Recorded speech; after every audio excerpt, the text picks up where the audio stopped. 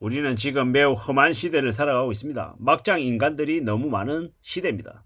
조금만 지나면 추운 겨울에 밖에서 노숙하기보다 차라리 강도짓해서 범죄자로 낙인 찍혀서 그냥 교도소 가는 게 따뜻한 이제 온돌방에서 밥도 주고 재워도 주고 입혀도 주니 차라리 낫다 이러면서 범죄를 저지른 이들이 생겨날 이제 시국인 거죠.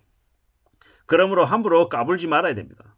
주어진 삶에 감사하고 내 일에 대한 소명의식을 가지고 지내는 게 필요합니다. 앞으로 주가 떨어지고 유가 오르고 부동산 시장이 찬바람 불면요. 서민들의 삶이 어떻게 되겠습니까? 힘들어지는 거죠. 투입꾼들도 몰락하고요. 이래저래 사람들이 돈 벌 일이 없어져서 다들 어떻게든 돈을 만들려고 혈안일 겁니다. 그러면 어떻게 되겠습니까? 이제 한국에도 뭐 자전거 말고는 사람들이 핸드폰이든 노트북이든 놔두면 안 훔쳐간다라고 얘기하지만 이제 그게 더 이상 통하지 않은 거죠. 이제 눈에 보이면 그냥 막 훔쳐갈 겁니다. 왜냐? 그래야 내가 오늘 밥을 먹을 수 있으니까요. 하루 굶고 3일 굶고 일주일 굶으면 눈에 보이는 게 없어서 가지고 있는 거 전부 다 내다 팔고 그래도 안 되면 남의 거 훔쳐서라도 파는 그런 이제 사람들이 생겨날 거다라는 겁니다. 참 무서운 거죠. 더 이제 우리네 삶이 더 이제 잔인해지고 잔혹해지고 이제 불안해지고 어려워진다는 얘기인 건데 이게 어떤 이제 상황들을 부를지 우리는 잘 생각해 볼 필요가 있는 것 같습니다. 돈이 없으면 매우 비참해지는 거죠. 돈이 없어가지고 아이 준비물 이렇게 사서 보내야 되는데 그걸 못 보내면 마음이 얼마나 아프겠습니까? 그리고 그 어린 아이들이 어린 학생들이 어떤 기분으로 학교를 가겠습니까? 학교 가기가 싫은 거죠. 그리고 되게 비참해지는 거고 서러워지는 거고 눈치를 보는 거고 위축될 수밖에 없는 겁니다. 어린 아이들만 그런가? 아니죠. 어른들도 마찬가지입니다. 요새는 예전하고 달라가지고 저녁에 술자리 가는 사람들도 잘 없고 뭐 같이 밥 먹기보다 혼자 먹는 경우도 점점 늘어나고 있는데 이웃나라 일본을 점점 닮아가는 것 같습니다. 일본 드라마나 일본 영화 같은 거 보면 점심때 조용히 나가서 공원 벤치에 혼자 앉아서 혼자 밥 먹습니다. 왜 같이 안 먹고 왜 혼자 먹겠습니까? 같이 먹다 보면 집안에 자기의 이제 어디 사는지도 얘기하게 되고 뭐 남자친구하고 관계든 아니면 남편하고든 자기 가정사, 자기의 이제 일상사를 얘기하게 되죠. 그러면 그렇게 얘기하다 보면 어떤 게 이제 나오게 되겠습니까? 자신의 형편이 드러나는 겁니다. 자신의 경제적인 상황이 드러나고 살아가는 모습이 어떤지 알게 되는 거죠. 근데 그걸 이제 누군가에게 알리기 싫은 거예요. 왜? 내 인생이 너무 시궁창 같으니까. 너무 엉망이니까. 이제 회사집 뭐 집에만 가도 뭐 할 수 있는 건 없고 뭐 내가 좀 이렇게 내 답답한 인생을 삶을 좀 누그러지게 좋게 만들려고 하면은 돈이 필요한데 그런데 돈 쓸 시간도 없고 돈도 없고 삶이 되게 이제 우울한 거예요. 그러다 보니까는 다른 누군가와 엮이지 않는 겁니다. 같이 엮이면 어떻게 됩니까? 같이 차 마시러 가자 그러고 맛있는 거 먹으러 가자 그러고 저녁에 술 한잔 하자 그러고 이러면 끼려면 돈이 있어야 되는데 돈이 없으니까 그걸 못 하는 거죠. 그러면 서글퍼지는 거죠. 물론 뭐 건실하게 검소하게 사는 것도 괜찮다. 나는 그냥 실속 있게 살겠다. 이러면서 자전거로 출퇴근하고 점심 도시락 싸다니고 뭐 사람들을 뭐 같이 등산하면서 만나고 뭐 공원에서 만나고 뭐 이러면서도 건실하게 사는 사람들이 분명히 있습니다.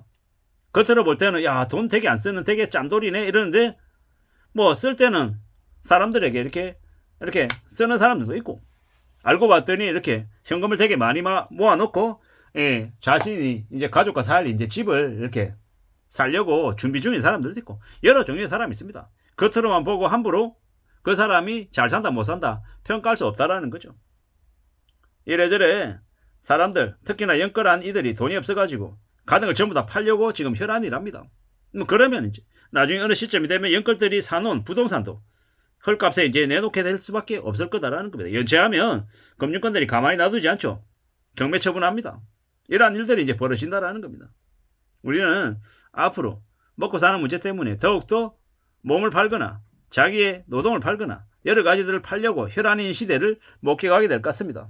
우리는 정말로 나의 현실을 상황을 잘 생각하면서 지내야 됩니다.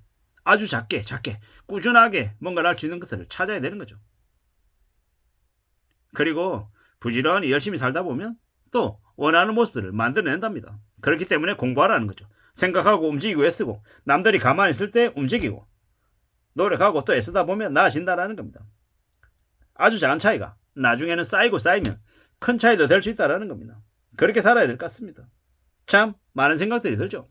지금 우리네 삶이 어떤가? 우리 주변에 너무나 힘든 사람들이 많다라는 거. 주변에 힘든 사람 없던데? 뭐 전부 다 외차 끌고 다니고 해외여행 다니고 되게 럭셔리하게 살던데 당신만 거지고 당신만 구질구질하게 살지 남들은 전부 다 럭셔리하게 산다. 우아하게 멋있게 산다. 이렇게 얘기한 놈들 어떤 놈들입니까? 가짜 인간들. 가짜 인생을 사는 놈들이라고 감히 말씀드립니다.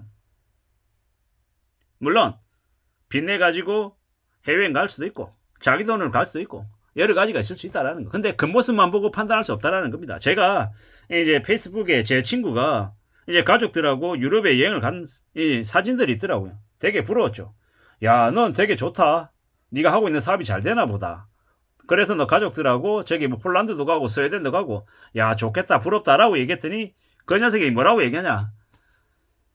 내가 하던 사업이 망해가지고 전부 다 정리하고 진짜 남아있는 돈 끌어모아가지고 가족들하고 여행 간 거다. 몇 년 동안 가족들에게 자기 얼굴도 제대로 못 보여줄 정도로 여행 한번 못 가봐서 아이들에게 정말 미안해서 사업은 정리하고 손해는 많이 봤지만 그래도 조금 무리해서라도 가족들하고 여행을 가야 아이들 그래도 그 학창시절에 기억할 수 있는 그 추억들이라도 가족들과 함께한 그 추억이 있어야 될 것 같다라고 생각해서 큰맘 먹고 간 거다. 이렇게 얘기하더라고요.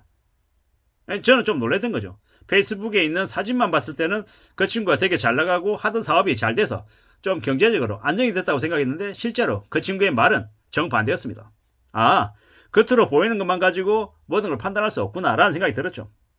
참 조심하고 살아야 되고 항상 너무 이제 겉으로 보이는 것을 다 믿어서는 안 되겠구나라는 생각도 들었습니다. 그리고 착실하게 성실하게 안전하게 살 공리를 좀 내야겠구나라는 생각을 했습니다. 망가지고 망하는 사람들이 많구나라는 생각도 들었고요. 참 앞으로 우리가 살아가는 삶이 더 빡빡해지고 더 힘들어지고 더 어려워지나 보다라는 생각도 했습니다. 사람들이 돈이 많이 없구나. 많이 힘들어지는구나. 무너지고 망가지고 또 고생하는 사람들이 너무도 많구나 라는 생각이 들었습니다. 정신 바짝 차리고 살아야죠. 참 무섭고 겁나고 두려운 게 많아지는 게 요즘인 것 같습니다. 어떻게 살아야 될지 어떤 마음으로 살아내야 될지를 스스로에게 계속 묻고 있습니다. 너는 어떻게 살아야 되냐? 조금이라도 너 욕심 부리거나 아니면 허파에 바람이 들어가는 좀 이런 이제 어깨에 뽕이 들어가는 그런 생각들이 있는 건 아니냐. 정신 차려라. 내려가라. 더 나은 자세로 지낼 각오를 해라. 입 좀 다물고 길을 좀 더 열고 세상을 좀 더 많이 관찰하며 살려고 작정하라. 라는 이야기를 제 자신에게 하고 싶더라고요. 험한 시대이기 때문에 함부로 남하고 경쟁하고 까불어들지 말고 까불려고 하지 말고 주어진 삶에 감사하고 소명의식을 가지고 지내야 되겠다라는 생각을 했습니다. 이상입니다.